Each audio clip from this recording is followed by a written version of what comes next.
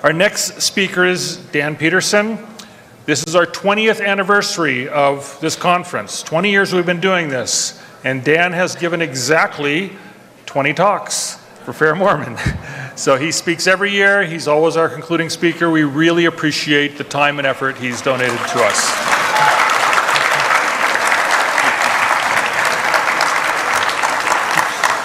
He has a bachelor's degree in Greek and philosophy from Brigham Young University, after which we had several corporations offer him a car plus a high salary. Well, no, I guess not.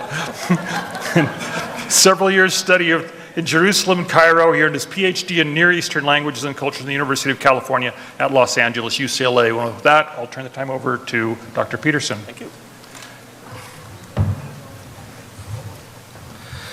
Should have saved the applause for afterwards. This is a talk where no divine inspiration settled.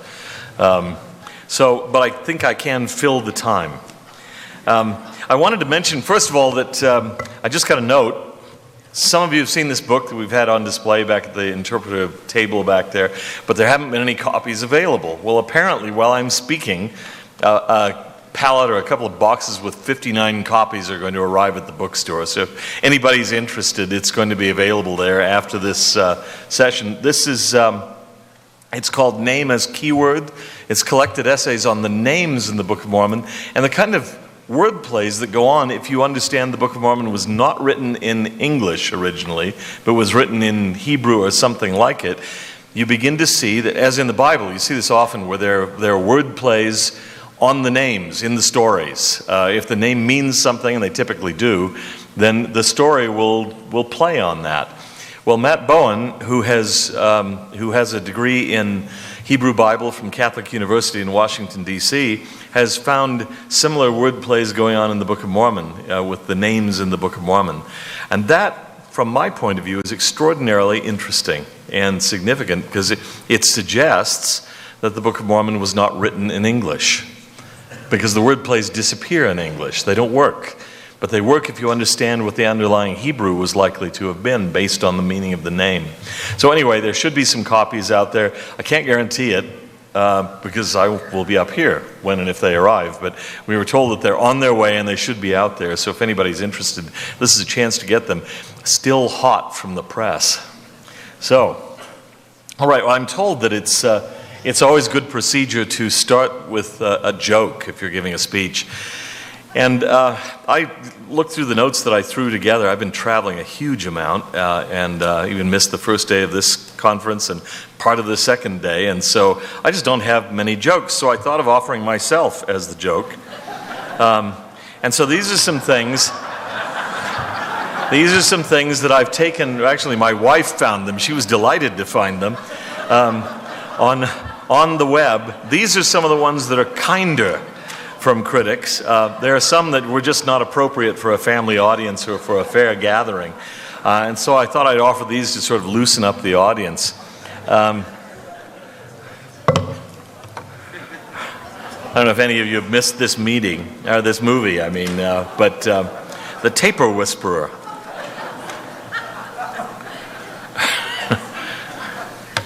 Mr. Enos the Talking Taper.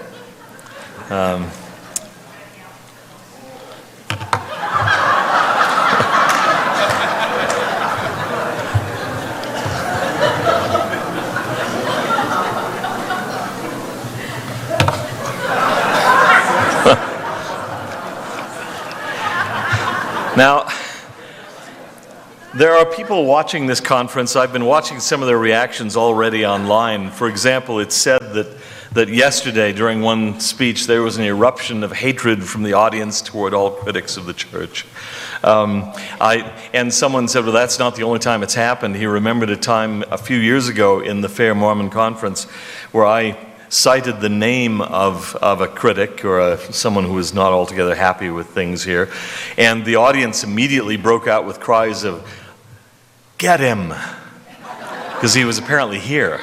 And so also arriving with the books will be pitchforks and torches for the activity that we've planned after this. We're going to go get some of those critics because apparently This is the equivalent of something like a Nazi rally to some of the critics, and we're all just seething with hatred and wanting to go out and get those bad guys, namely people who don't agree with us.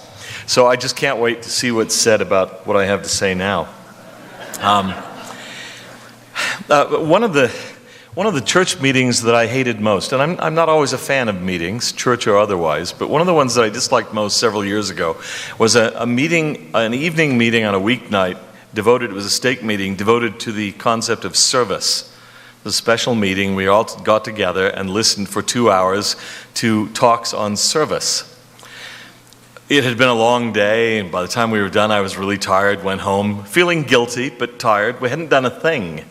And I remember thinking, wouldn't it have been better to have had half an hour of speeches on service and then some projects we could have done, something where we would have felt better about the use of the day, you know? So I'm going to give you some more or less practical points here along the way. Not that many, not that useful, but a few. But the first question that we have to discuss here, I was sort of assigned the topic, apologetics, what, why, and how. So the first question is what? And a verse from Peter, from 1 Peter 3:15, that I've quoted quite often. Be ready always, it says in the King James Version, to give an answer to every man that asketh you, a reason of the hope that is in you, with meekness and fear. Or in a clearer modern translation, the NIV, always be prepared to give an answer to everyone who asks you, to give the reason for the hope that you have. But do this with gentleness and respect. Okay, now, some people think that the enterprise of apologetics in itself, and apologetics is a word that you hear here, you don't typically hear in Mormon circles very often, that it's illegitimate in and of itself. But I would argue that we do it all the time, all of us, on all sorts of subjects. If people ask you, did you like the movie? And you say no. And they say, why not? You give reasons. If they ask you, are you going to vote for so-and-so? You say, yes, I am. Well, I don't like him. Why do you like him? You give reasons. It would be really odd if someone asked you, you're a Mormon. Why are you a Mormon? Because. And that's all I'm going to say, because it would be immoral to give you reasons. So giving reasons is apologetics in a way. The word apologetics, I've said this before here, is just the old Greek word for defense or an answer. In fact, in that verse, 1 Peter 3:15, be ready always to give an answer to every man that asketh you. The word that's translated as answer is apologian. It's just give an apology, not meaning I'm sorry. That's a later meaning of the word. That's not what it originally meant. I've mentioned here before that you have Plato's Apology, the Apology of Socrates. Any of you have read that? You know Socrates does not apologize. He's defiant. They're going to put him to death, and he says, fine, do it. But I'm not backing down from what I've been doing. It's not about saying I'm sorry. It's about defending what you've been doing, which he does quite unrepentantly and defiantly. So, defense, answers, giving reasons. Now, why do we do it? Okay. I'm already falling a little bit behind on my slides here, but one of the reasons is that we have to worry about the welfare of those around us and about ourselves. Why do we do it? 1 Timothy 2:4, God will have all men to be saved and to come unto the knowledge of the truth. Which, by the way, to me is a refutation of certain forms of Protestantism that say God willed to save certain people and willed from the beginning of the world to damn others. The Bible says in 1 Timothy 2:4 that God wants all people to be saved. He's not willing that some be damned in order to demonstrate his glory or something like that. His wish as a loving father, a loving parent, we can all imagine what this is like. As parents, we would like all of our children to succeed, to make it, to be happy. It would be a very weird and perverse parent who really didn't want that for a child. But that's what God wants. And because God wants all of his children to succeed, we should too, if we seek to be godlike. Moses 7:37, where God is asked by Enoch, how is it possible that you can weep? And his response to that in part is, wherefore should not the heavens weep, seeing these humans that Enoch is being shown, seeing these shall suffer. There will be a judgment, but God would like to save every one of his children, as any parent would. Oops, noisy up here. So, the last judgment, Mosiah 28:3, the sons of Mosiah speaking. Now they were desirous that salvation should be declared to every creature, for they could not bear that any human soul should perish. Yea, even the very thought that any soul should endure endless torment did cause them to quake and tremble. They were very sensitive on this point because they had sensed something of the suffering of the damned, the terror of judgment in their own experience, their conversion experience, and they did not want anybody else to suffer that, of which they had had only a foretaste. We should all be feeling that way. The reason to do apologetics, the reason to try to advocate the gospel, is so that there will not be more suffering upon the earth, so that people will have the peace and the knowledge and the understanding that come with an understanding of gospel principles and the plan of salvation, the comfort that can come. Also, who should do this? Well, everybody who's a member of the church should be engaged in this in some way. That doesn't mean everybody has to be a kind of professional apologist or study Greek and Hebrew or any of that sort of thing, but everybody should be engaged in trying to share the message and explain why it's persuasive to them. I was really pleased to hear Elder Peterson's talk today when he was saying that this is a mission that the church as such, the official church, cannot do by itself. It needs the help of all the members, and even then it's going to be a big task. We all need to be involved, and we've had this message for years. Every member a missionary. Now, a lot of us, I look around my neighborhood, there are almost no non-Mormons to talk to. I work at BYU. They're pretty rare there too, right? So I sometimes think, well, how? If I were living in California or Tonga or, somewhere in the Sahara Desert, maybe I could do something. But what about being here? Well, now with the wonders of the internet, we can all reach people around the world. It's amazingly easy. Put up a website, a blog, something like that. You can reach people all around the world in areas even where the missionaries can't get to. Let me just tell you about that really quickly. I may have mentioned this once before, but I met a couple in Australia who were there as religious refugees. The husband had converted himself to the church, having never met a Latter-day Saint, in his native Saudi Arabia. If you think about that, he had found the church website. He was fascinated by it. He began to read it. He converted to the gospel before he'd met a Mormon. He began sharing the good news with his fellow employees in the office he worked at in Riyadh. Now you can imagine that wasn't the best idea in Saudi Arabia. And so pretty soon the religion police had an appointment with him. He decided that he would not stick around for that, so he took off. He eventually went to Jordan, where he converted a Syrian girl to the church. And he was baptized eventually and came to Australia because the Middle East was not the most hospitable place. I noticed, by the way, I was really impressed when Steve Harper was showing the map of the areas that were covered by the languages that the Saints, the 4-volume Saints history was being translated into. Almost all the earth was covered except my guys. Did you notice that? There was one area, the Middle East, not covered. Yeah, well, so anyway, but you can still, in a way, reach the Middle East. I was in Iran once for a conference, whereby hangs a tale in and of itself. It's a very interesting place to be as an American, with Death to America painted on all the buildings and that sort of thing. You feel so welcomed. But I was there with a friend who is now Catholic, but it was a former Baha'i. And the Baha'is have been persecuted in Iran as being sort of apostate Muslims or something. Well, he was curious to know whether his website that he had started as a Baha'i was accessible via computers in Iran. This is quite a number of years ago. And so we went on to a foreign ministry computer, and he found his Baha'i website, uncensored, sitting there on the internet. The fact is that we can penetrate barriers that the church cannot with missionaries, simply by putting things up online in our basements. It's remarkably easy to do, and anybody anywhere who gets access, possibly North Korea, can look at those things. So, every member a missionary, it becometh every man who hath been warned to warn his neighbor. Now you can do this. And you may think, well, but I'm not really good at this. Well, everybody can do it, and we're all ideally suited to talk to the people in our circles. because the people in our circles are by and large the people that we sort of think like and know and understand. A farmer will be a really good spokesman to fellow farmers, an accountant to accountants, an academic to academics, a housewife to housewives. I mean, you speak their language, you know where they're coming from. And something that some highfalutin professor may write may not appeal at all to somebody else who's in a different circumstance, but your voice may be just the one that's needed to reach that person.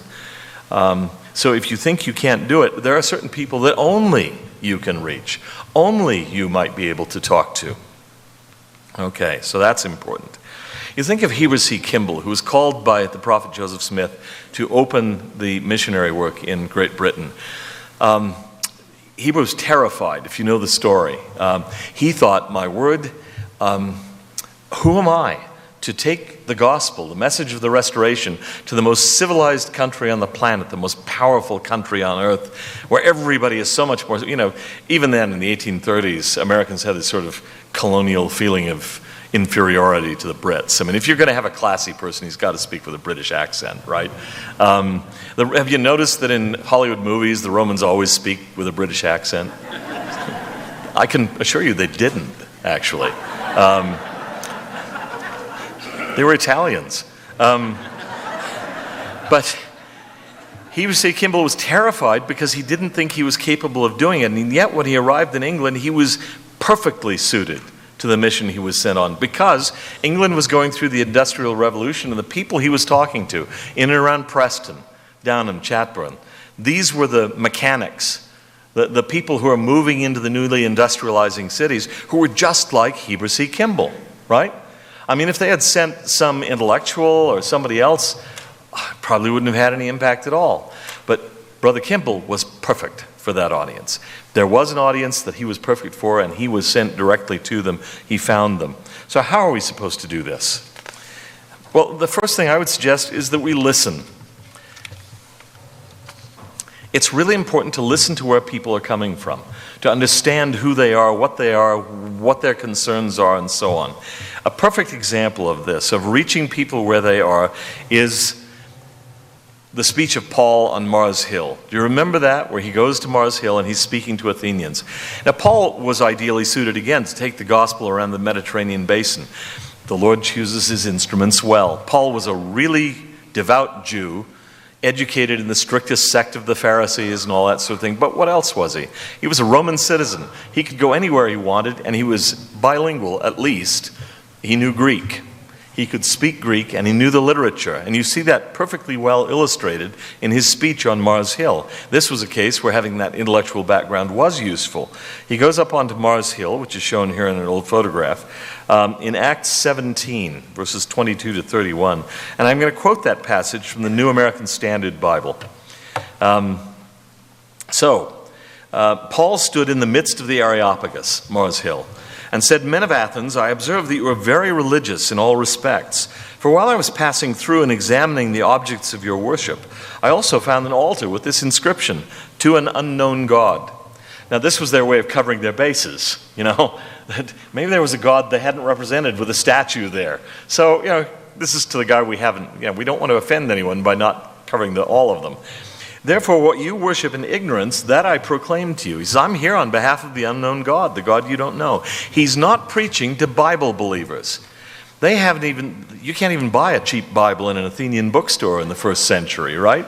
I mean, they've never heard of it. They know none of this stuff. He can't preach to them about what Moses had to say. He can't talk to them about the biblical history. It would mean nothing to them, absolutely nothing. So he says, "Therefore, what you worship in ignorance, this I proclaim to you. The God who made the world and all things in it, since he is Lord of heaven and earth, does not dwell in temples made with hands, nor is he served by human hands, as though he needed anything, since he himself gives to all people life and breath and all things. And he made from one man every nation of mankind to live on all the face of the earth, having determined their appointed times and the boundaries of their habitation, that they would seek God, if perhaps they might grope for him, and find him, though he is not far from each one of us. For in him we live and move and exist, as even some of your own poets have said, for we are also his children." Now, what's he doing there? When he says we are also his children, he's actually quoting a pagan god. Aratus of Cilicia, who was actually writing about Zeus. But Paul takes a poem about Zeus and applies it to the God of the Bible. He's reasoning with them where they are. Quoting the Bible wouldn't have meant anything, but quoting them a poet who's actually from their region, that means a lot to them. And so he says, being then the children of God, we ought not to think that the divine nature is like gold or silver or stone, an image formed by the art and thought of man. Therefore, having overlooked the times of ignorance, God is now declaring to men that all people everywhere should repent, because he has fixed a day in which he will judge the world in righteousness through a man whom he has appointed, having furnished proof to all men by raising him from the dead. You see, he never appeals to the Bible. He listens to them, he pays attention, he walks around, he notices this altar, and he says, that's what I'm going to latch on to here. That's going to be the basis of my approach. And that's what you have to do. You listen first, all right? Here's a story relevant to that from Alma 18, verses 24 to 28. Very brief. This is the story of Ammon and King Lamoni, which I've always loved and which I've cited here before, I think. And Ammon began to speak unto King Lamoni, the Lamanite, with boldness, and said unto him, Believest thou that there is a God? And he answered and said unto him, I do not know what that meaneth. And then Ammon said, Believest thou that there is a great spirit? And he said, Yea. And Ammon said, This is God. Do you see what he's doing? He's finding out where Lamoni is, and then approaching him on that level. Let's establish a common language. Now, I can give you a counterexample of that. This is one that stayed in my memory for a long time. I don't know if you've ever had experiences, I've had a few, where you think, I should have intervened, but I didn't. You feel guilty for years afterwards. I should have said something, I didn't say something. This is a case where I didn't know what to do. We were driving, my family and I, down to California many years ago, and we stopped off in St. George for a little bit of break and thought we'd take the kids in and maybe see a film at the Visitors Center or something, give them a little gospel instruction on the way down. And we walked in, and sure enough, we watched a movie there in the Visitors Center in the St. George Temple. And there was a German couple that were listening to somebody at the counter in the Visitors Center, and he was speaking to them about Noah's Ark. And the dimensions of Noah's Ark. We saw this movie, it was probably, 10, 15 minutes long, and we came out and he was still haranguing them on Noah's Ark and how many cubits it was and all that sort of thing. And you could see from their faces, just how do we get out of here? We don't want to offend this nice old fellow, but this is excruciatingly boring. And I was thinking to myself, I served a German-speaking mission, maybe I can go over, but I didn't do it. I thought maybe I could save them. I didn't do it, and for all I know, they're there still. But I thought, what are they going to take with them from this experience? We stopped in, we just wanted to learn what this building is and who are the Mormons. And now we know everything we never wanted to know about the dimensions of Noah's Ark. Maybe he moved on to Leviticus and the dimensions of the tabernacle. I don't know. There are years of work to be done there. But I'm pretty sure that's not what they were there to talk about. And I never, while we were standing there going in, coming out, I don't think they ever said a word. They just kept shifting on their feet and wondering how to get away and that sort of thing. Anyway, you need to listen to people. You need to be sensitive to them. Listen to where they're coming from. And that's partially also related to listening to the Spirit. Sometimes the Spirit should tell you, shut up. You've gone on long enough. And you want to speak in the language they know. And that's not just German or French or Chinese or something like that. Doctrine and Covenants 1:24 says, These commandments are of me, and were given unto my servants in their weakness, after the manner of their language, that they might come to understanding.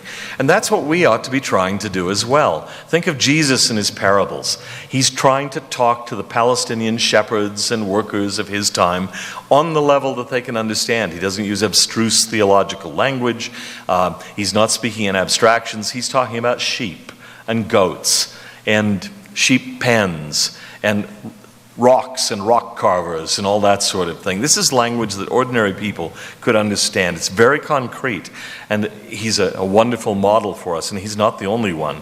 The man that I consider the greatest Christian apologist of the past 100 years by far is C.S. Lewis. This is not a common image that you see of him, but there he is about to enter the wardrobe. if that means anything to you. I actually stuck my hand in that wardrobe. It's now in Wheaton, Illinois, of all things, by the way, in a little museum there devoted to Lewis and Tolkien and Charles Williams, a couple of others, G.K. Chesterton. And the curator of the thing, and there was no one there, and the curator said, "Would you like to stick your hand in?" And I did. But all I hit was the back of the wardrobe. I was hoping for snow, but anyway, C.S. Lewis makes an interesting comment once in one of his lectures. He thought that every theology graduate of Oxford University ought to be required as a kind of senior thesis to do a presentation to a group of RAF mechanics, Royal Air Force mechanics. He said, because they take refuge so often in theological abstractions and jargon and so on. If they can't explain it to a group of intelligent non-academics, and these RAF mechanics, he said, they're bright. They wouldn't be mechanics on airplanes if they were stupid. They're bright, but they're not academics. So if he can't explain a concept to them, he probably doesn't understand it himself. He thought that had to be part of the examination for every graduate of Oxford in the divinity school there. And I think that's a wonderful rule. And of course, Lewis was supremely good at that.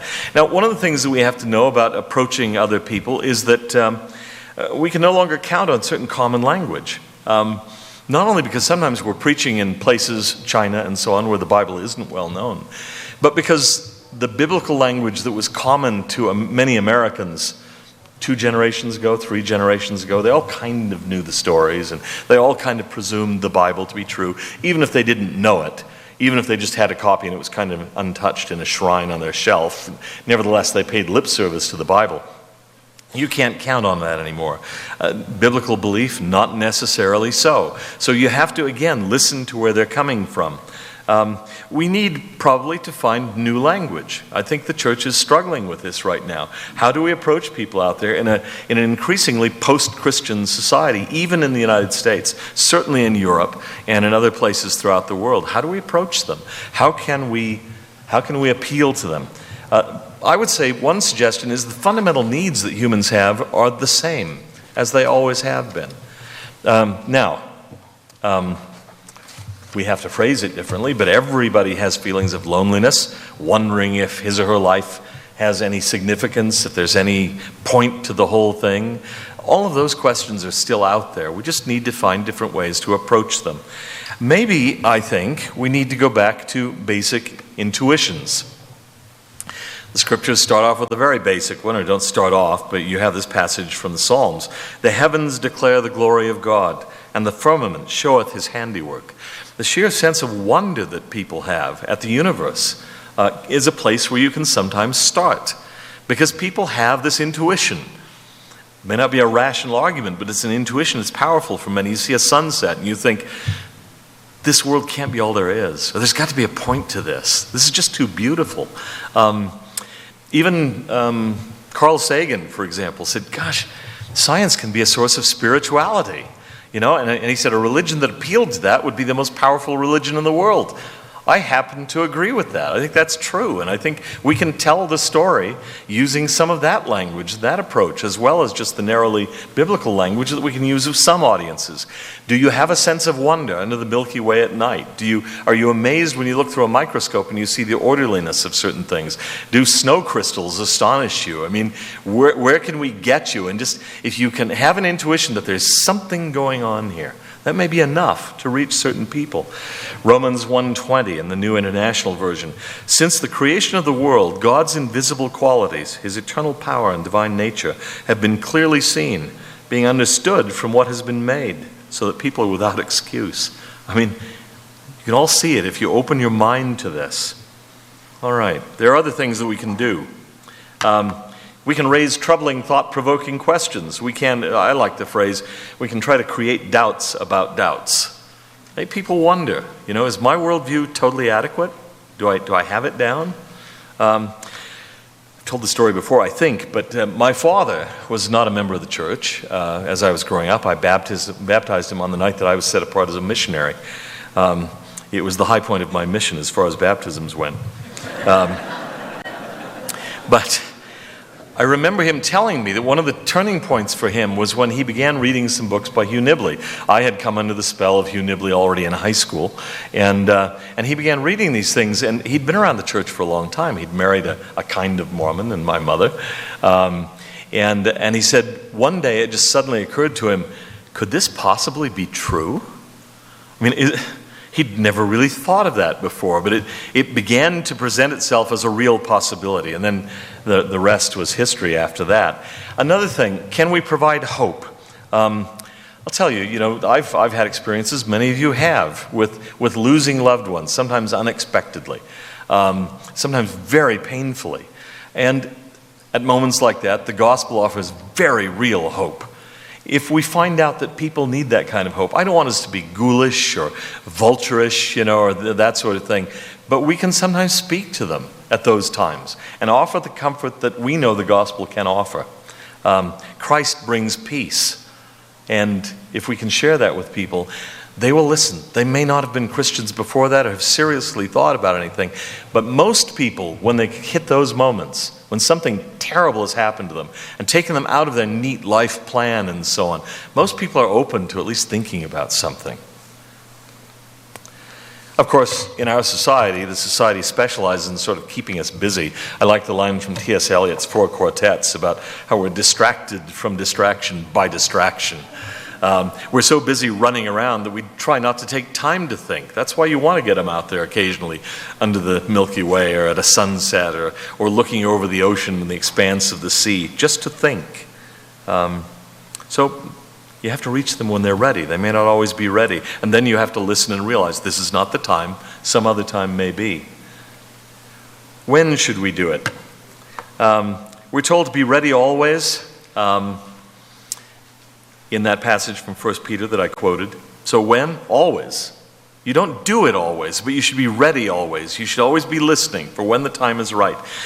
There's also the question of what I call triage. You sometimes have to ask, is this person ready right now? Triage is the principle in medicine where you look at a disaster scene maybe. Some people are beyond help. Well, sorry, we've got limited personnel, we just can't deal with this. Some people need it urgently, and some people have, a flesh wound, they don't really need much attention at all. You have to decide. And so we have to be asking ourselves, who is ready at this time? It's not everybody at this time. This is part of listening, paying attention. But if you keep your eyes open, if you pray for spiritual guidance, you might find people who are ready at a certain time. You might find opportunities when you can say something or do something. There will be times when you'll feel constraint not to do something. This is not the time. Matthew 7:6, quoting the Savior, "Give not that which is holy unto the dogs, neither cast ye your pearls before swine, lest they trample them under their feet and turn again and rend you." Maybe you've had the experience, I certainly have, of occasionally saying something when the Spirit was kind of telling me, no, don't do this, and it just is a disaster. I've seen people on Facebook try to share a sacred experience, and I think, no, don't do this. There are people out here who will turn and rend you, and it won't help. So there are times when you just pass by. Whosoever shall not receive you, the Lord says in Matthew 10:14, nor hear your words, when you depart out of that house or city, shake off the dust of your feet. Just leave.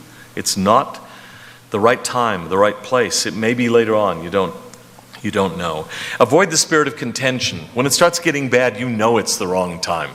And yet I've seen people online especially just keep going because at a certain point the ego kicks in. I'm not going to be defeated by this person. I happen to think that it may be testosterone in a lot of cases. It's almost never women. And they just keep at it and at it and at it. And you think, the chance of actually having an impact on this person was lost 3 hours ago.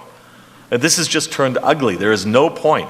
And there are a lot of people in this world that you could be talking to, but not this one, not right now. I had an experience in Switzerland that was meaningful to me early on in my mission there. I went with a companion, I think it was my first week in the mission field, and we hadn't gotten in any doors. And finally we got in one, and the fellow brought us in. He just wanted to argue. He just argued and pushed back at every point. But I was thinking, well, at least we're in an apartment. We're talking to somebody. My companion stood up and said, well, thank you very much. It's been great talking with you. We're going to move on now. And we got outside and I said, but but Elder so-and-so, why are we leaving? I mean, at least we were talking with him. And he said, look, there are hundreds of thousands of people in this particular canton of Switzerland who haven't heard the gospel. We don't have time for this kind of thing. We have to keep moving. That was a powerful lesson for me. So when it grows contentious, move along. Little, if anything, will be gained by sticking around and fighting. Be responsive to the Spirit, to promptings. I've mentioned this before. The really spectacular case is Wilfred Woodruff, when he was having considerable success in the Staffordshire potteries. And suddenly the Spirit said, this is the last time you're going to meet with these people. Do you remember this story? And he goes to Herefordshire. And there, he baptizes hundreds of people on the John Benbow farm, because the harvest was even greater there than it was in the place that he was leaving. He was shocked at the command, but he was receptive to it, and so he moved along. Also, another principle to keep in mind is you don't need to die on every hill. Some principles are really important and some are not. If somebody doesn't like Mormon hymns, fine. It's not that important. If they don't like Mormon architecture, your chapels are stupid looking, fine, it's not worth arguing about. There are certain issues that are really important. And again, we spend the time where the time is best spent. There are limited numbers of us and millions, billions of people that we haven't reached. Don't waste time. Be sensitive, move on. Years ago, my friend Louis Midgley, I was very pleased, who was honored today, alerted me to an anecdote that the eminent Protestant church historian Martin Marty once used to make a point about Mormonism. The famous 18th century French hostess Marie de Vichy-Chameron, the Marquis du Deffand, friend of Voltaire and other leading intellectuals of her day, was conversing with the Cardinal de Polignac. And he told her that the martyr Saint-Denis, who was the first Christian bishop of Paris, had taken up his head and walked 100 miles after his execution. Madame du Deffand replied, in such a promenade, it is the first step that is difficult. Now, she meant, of course, that it's not the claim that Saint-Denis walked 100 miles that poses a difficulty. Maybe he really walked only 99 miles. I mean, we shouldn't fight about that. Perhaps he walked 102. Who cares? Those differences don't mean anything. The fundamental question is whether after his beheading he walked at all. If that essential point has been granted, the rest is just a footnote, okay? So it's like that with the gospel, it seems to me. We can argue the branches all the time, and we can go on for years with this, but there are certain fundamental issues that, if granted, pretty well settle the question. You may not like Mormon hymnology or Mormon chapel architecture or something like that, but if you're convinced that the Lord is guiding the church, that the Lord revealed the Book of Mormon and called Joseph Smith, it's not very important, okay? Now, I'm particularly preoccupied right now with a particular project that I'll mention to you. The reason I missed the first day of this conference was I spent Monday, Tuesday, and Wednesday back in New York and then in Virginia interviewing people for a film project that we're working on at the Interpretive Foundation. The Lord has given us only one set of secular evidence for the Book of Mormon. He didn't give us archaeological data. We find interesting things. Nobody is more enthused about that kind of thing than I am. I've lectured about it scores and scores of times, but he gave us one set of evidence, and that's the witnesses. They are prophesied in the Book of Mormon. They're referred to in the Doctrine and Covenants. Their testimonies have appeared in every edition of the Book of Mormon since 1830 in every single language. And so it seems to me that we ought to be concentrating on them. And so one of the projects that we've undertaken now is to do a major film project about the witnesses, because the story needs to be told. I hear all the time from people who've left the church or are on their way out of the church, when I found out the witnesses never really claimed to actually see anything with their eyes. They never claimed to hear anything with their ears. They never actually claimed to touch anything with their hands. Well, then I just thought, to heck with it all. But that's not what the witnesses said. And so I want to tell this story again as powerfully as we can tell it to make that point. You can still reject their testimony, but you better know what the testimony is. Then you can dismiss it if you want. But they talked about seeing with their eyes, holding with their hands, hearing with their ears. They were very forceful about it. You know this. But the story hasn't been told for a long time. There's one movie that was done 50 years ago this year called The Three Witnesses. Had a huge impact on me. But it's 50 years old. Nobody watches it. I found it online. I don't know, a year or two ago and watched it, and I thought, good grief, it does look half a century old. I mean, we need to tell the story afresh and get that story out there. So that I'm really preoccupied with, the tangibility of this experience. It is something that just, well, I was hearing just the other day about one atheist grad student at Stanford. I think maybe he's on the faculty at Stanford, I don't know, who said, you know, I'm not a Mormon, I'm not even a theist, but he says the witnesses are the one thing that keeps me awake at night. Well, they were meant to keep atheists awake at night. They're meant to keep skeptics awake, okay? They are really difficult to deal with, and I want to put that right out there, okay? So, you may think, well, but I can't do this. Well, the fact is there's a role for all of us, and there are organizations that are supplying resources. You've heard some mention of them at this conference. FairMormon, Book of Mormon Central, the Interpretive Foundation, and now we've joined together to some degree, are still working out the details of how to come together in a more forceful and effective way as Mormon voices. And you can help with this. And again, I was delighted to hear Elder Peterson talk today. You can imagine why. Everybody can contribute. Everyone can in one way or another. You're familiar with the passage from 1 Corinthians 12 on this. I'll quote the NIV version just for freshness. If the whole body were an eye, where would be the sense of hearing? If the whole body were an ear, where would the sense of smell be? But in fact, God has placed the parts in the body, every one of them, just as he wanted them to be. If they were all one part, where would the body be? As it is, there are many parts, but one body. The eye cannot say to the hand, I don't need you. And the head cannot say to the feet, I don't need you. On the contrary, those parts of the body that seem to be weaker are indispensable. So you may think, I can't do this, I have nothing to contribute. You can, and you do. So I encourage you to volunteer. And if we're slow on the uptake, volunteer again, because we're volunteers ourselves, and with lots on our plates, and things fall between the cracks. And I've had people, unfortunately, who've written to me saying, gee, I'd like to offer my services, and I've lost the emails, you know. Anyway, feel guilty about that, but please insist. You know, there's work that can be done. We're understaffed, and it's hard for us to keep up with what we're doing, and so we need help. These passages from Numbers come to mind. This is Moses. Moses is complaining, I'm not able to bear all this people alone because it is too heavy for me. And the Lord said unto Moses, gather unto me 70 men of the elders of Israel, whom thou knowest to be the elders of the people, and officers over them, and bring them unto the tabernacle of the congregation, that they may stand there with thee. And I will come down and talk with thee there, and I will take of the Spirit which is upon thee, and will put it upon them.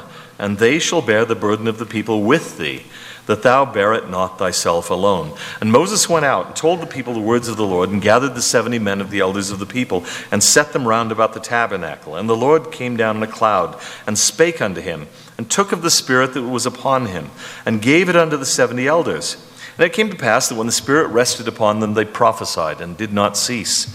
But there remained 2 of the men in the camp. The name of the one was Eldad, and the name of the other Medad. And the Spirit rested upon them. And they were of them that were written, but went not out unto the tabernacle, and they prophesied in the camp. And there ran a young man and told Moses, and said, Eldad and Medad do prophesy in the camp. And Joshua the son of Nun, the servant of Moses, one of his young men, answered and said, My lord Moses, forbid them. And Moses said unto him, Enviest thou for my sake? Would God that all the Lord's people were prophets, and that the Lord would put his Spirit upon them. Now I think that's partly what we heard from Elder Peterson today, that the church can't, as church, do it all. It needs the members to do it. It needs organizations like these 3 and others to do it, and concerned individuals. Matthew 9, New Testament version of the same message. Then saith he unto his disciples, The harvest truly is plenteous, but the laborers are few. Pray ye therefore the Lord of the harvest, that he will send forth laborers into his harvest. Well, another thing that you can do besides volunteering, and this sounds crass, and as the head of a foundation, I've sometimes begun to think of myself as a television evangelist. Donate. I will personally pray over every love gift. I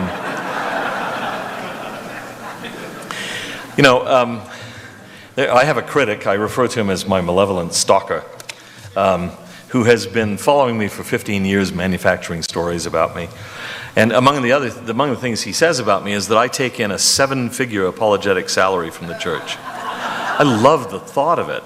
And it's true, I take in 7 figures. They're all zeros. The bylaws of the Interpreter Foundation, I'm also on the board of FAIR. That's very lucrative too. But the bylaws of the Interpreter Foundation allow me to draw up to $500 annually in compensation, salary. I think there are 4 of us or 5 of us that are now allowed that amount, $500. None of us has ever done it. Several of us are donors. Anyway. But hey, if you donate enough, I've always wanted platinum bathroom fixtures. So, but no, these organizations are often cash-strapped. It has been a struggle. There have been times when FairMormon was in serious trouble, facing difficulties, and these organizations need help. And Interpreter and Book of Mormon Central, I know, we're all facing, we're not in crisis, but the funds are not infinite. So, that's just a nudge. All right, now another thing I would say is share things with us. Share the things that we do or good things that you see online.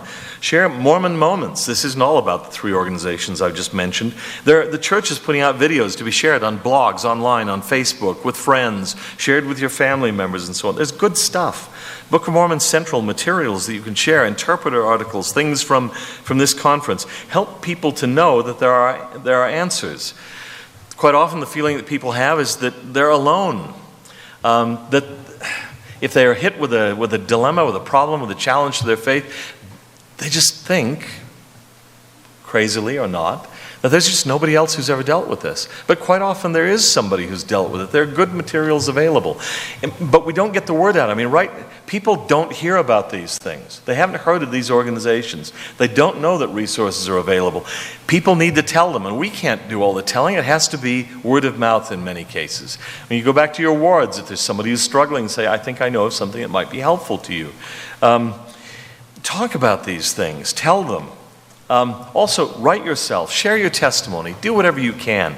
Elder Peterson mentioned the fact that most of the world has never heard of Latter-day Saints, and of those who have heard, a substantial proportion, half or more, have negative impressions of us. One of the things that most overcomes those negative impressions is knowing a Latter-day Saint. Now, in my case, that wouldn't work. If they got to know me, my online reputation is totally accurate. In fact, for several blocks around my house, it's just a wasteland, right?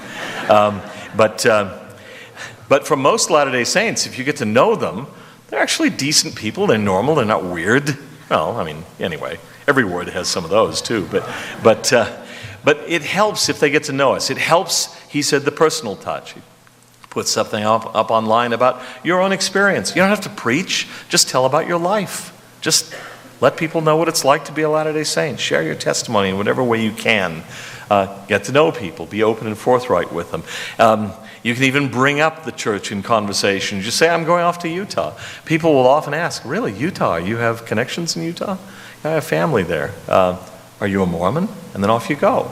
But you don't have to do too much. Just a little bit, And the conversations will go as they go. If you're sensitive, you won't push it too much. But if they ask questions, you can answer them. I just want to say that it's important for us to bear our testimonies at all times and in every way we can. Now, this is one of my favorites, and then I'll be done, mercifully. My favorite argument against the witnesses, the best one I've ever seen, is someone who wrote to me once saying, and I may have mentioned this before, I apologize if I repeat it, but I love it.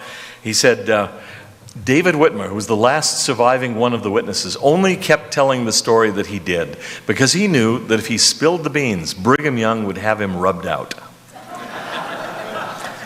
Well, there's an obvious fallacy with this, which is Brigham Young died in 1877 and David Whitmer died in 1888. So he had 11 years where he should have felt fairly secure.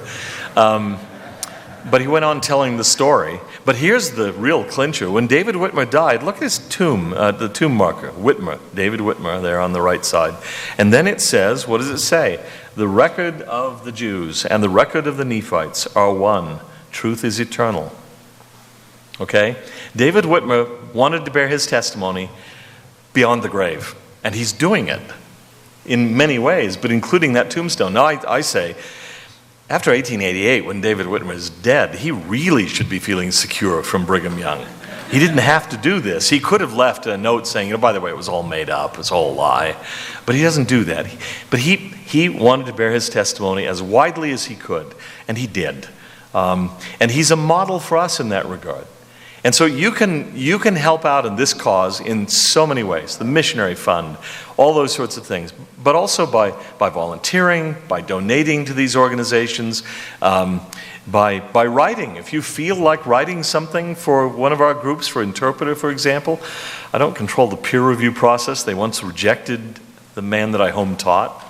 It was a really uncomfortable home teaching visit. He'd just gotten the news that day. The first line when I walked in was, "Why did you reject my article?" Which I had encouraged him to submit, by the way. It was very embarrassing. But anyway, if you want to write something, consider writing it. Submit it. Put it up online, whatever you want to do. But everybody needs to be involved in this. If you're a committed believer, that's one of our responsibilities. I bear you my testimony that it is.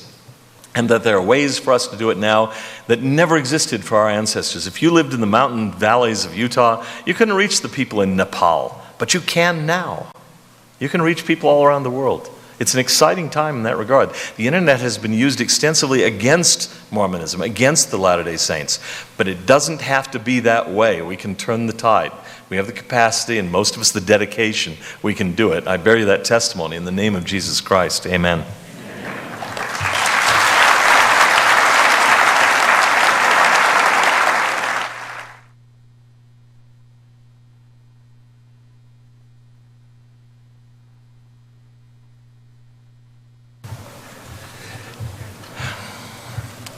Here's one question. Is Mary Whitmer going to be represented in the video you're working on? Absolutely yes. There are several unofficial witnesses to the Book of Mormon, and I want their testimonies in the project too. What future projects are on the docket for Interpreter and Apologetics? Well, one thing is just to keep churning out the articles. We set out initially to do an article every week for 2 or 3 weeks. We wanted to establish a presence. Tomorrow we'll be celebrating our 6th birthday. We have published an article every Friday, at least one, sometimes 2, occasionally 3. It was 2 today. Every week for 6 years. Okay, so which blows me away. I mean, we've created a monster now. I think to myself, okay, if we ever miss a week, I know the critics. They'll say, "Ha, we knew they'd fail." Anyway, so we just have to keep doing it. But we have books. We have this new book available out there, I think, now. This just came out, hot from the press, and we've got other books and conferences we want to do, and just keep the articles going, and lots of projects. Again, partially it's contingent on funding. Okay. Like Elder Peterson, I think there's a problem for today's public with the word apologetics. Why not rename to Foundation for Answers, Information, and Research? Well, they've actually renamed it already. It's FairMormon. I'm on the board. But so we don't use Foundation for Apologetic Information Research anymore because we realized that was a problem. But we try to go to other terms. We think, well, defense of the faith, and then people want to know, why are you so defensive? So, it's hard to know. Apologetics outside of Mormonism is a really widely used term. We just don't use it much in the church. But I've had several people, including general authorities, say, you got to drop that. Elder Peterson today, other general authorities have said, yes, it's just not a good word. Well, if we can come up with a better one, we'll do it. How can we join with the evangelicals so we could accomplish more in the social, political culture? A.K.A. Eric Metaxas, great writer. Well, I think we're trying to do that more and more. And I have actually, one of the ideas I've had for a conference is I would like to get together with some evangelical philosophers and Catholic philosophers and thinkers that I know, because a lot of us are dealing with the same issues. We differ on certain specifics, but we're all facing an increasingly secularized culture. And so I think we could learn a lot from each other talking about those sorts of things. How can we deal with that? If some of the people there can overcome their objections to even being in the same room with the Latter-day Saint, and I know some who probably could, then we might be able to do something really, really interesting in that regard that might be useful, just to sort of brainstorm together. How can you handle all the criticism you receive? Don't you get discouraged at times? Oh, well, you have to be really thick-skinned. I admit sometimes it astonishes me. It really does astonish me how obsessive some people are. I've become sort of a lightning rod. I don't know why, but I get it. Charming personality. That's it. Yeah. Usually I don't get discouraged because I just find it. Well, I think, hey, wow, why didn't I study abnormal psychology? Because some of this is just distinctly weird. This malevolent stalker that I talk about, I don't know who he is. I don't think we've ever met. He's never given any indication that we know each other or have had a personal interaction. He's been at it for 15 years. 15 years. I mean, every week, most days. I get obscene emails from, I suspect, from him most weeks, sometimes 3 and 4. I just don't get it. It's been going on for a long time. Anyway, distinctly weird. Elder Peterson questioned the word apologetics because it's misunderstood by most people. What to do? Well, we're always looking for better ways of expressing it. I talk about it as what we're doing is defending and commending the gospel or the claims of the restoration, advocating the gospel, the claims of the restoration, something like that. Something catchy would be nice. Most understand that prophets are human and are subject to making mistakes. If we are to rely on the Spirit as the main source of truth and discernment, how do we avoid becoming selectively obedient to the words of prophets? That's a really good question. How do you propose we teach others to follow the prophets with confidence if their teachings today could be disavowed in the future? For example, explanations for the priesthood ban. Boy, this goes beyond the time I have to discuss it here. On the whole, I think it's safe to trust the prophets. I think you're okay. And if the prophet is wrong, it's not going to be something in most cases like kill your neighbor. You're not going to do anything too seriously wrong. The priesthood ban, well, that's a complex issue. I am puzzled by the priesthood ban. I don't say that it was instituted by revelation. This is going to get me in trouble. But I'm puzzled by an account that I read in Greg Prince's David O. McKay and the Beginnings of Modern Mormonism, whatever it's called. He tells of an occasion where President McKay came into his office one morning and said, well, I'm never going to do that again. And people asked him, well, what? Well, he had brought up the question of the priesthood ban with the Lord and felt he had been reamed out, basically. That the Lord had told him, I'm going to change it, but not during your time. You've asked me this often enough, now stop it. And he said, okay, that's it. I'm not going to do it again. So why it wasn't changed before it was changed, I don't know. But I think the situation was a little more complex, in my view, than to simply say, well, it was a mistake. It could have even started as a mistake. I don't know. But for some reason, it was not supposed to end until it did end, or something like that. At least the evidence seems to me to suggest that. So I think even in that case, you were okay if you followed the prophets until 1978. And then on June 9th, June 10th, you're okay if you follow the prophets immediately thereafter because they've received the word of God. So I think you're safe in following the prophet.